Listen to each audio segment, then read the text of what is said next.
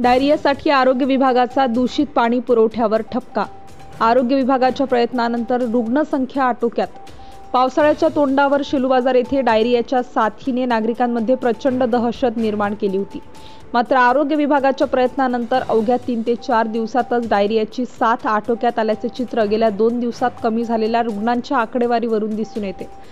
आरोग्य विभागाच्या वतीने घेण्यात आलेल्या पाण्याच्या नमुन्यामध्ये ग्रामपंचायत नळ योजना तसेच 3 हॉटेलचे बोरवेल तसेच एका आरो फ्लॅटच्या बोरवेलचे पाणी दूषित आढळून आले आहे। त्यामुळे आरोग्य विभागाकडून ग्रामपंचायतला काही सूचना करण्यात आल्या आहेत। त्यामध्ये पाणी स्त्रोताचे ब्लीचिंग पावडर टाकून पाणी स्त्रोताचे सतत शुद्धीकरण किमान 3 दिवस करण्यात यावे। त्यानंतर पाणी नमुना तपासणीकरिता प्रयोगशाळेत पाठविण्यात यावे। जोपर्यंत पाणी नमुना पिण्यास योग्य येत नाही तोपर्यंत स्त्रोताचे पाणी पिण्यास मनाई करण्यात आली आहे।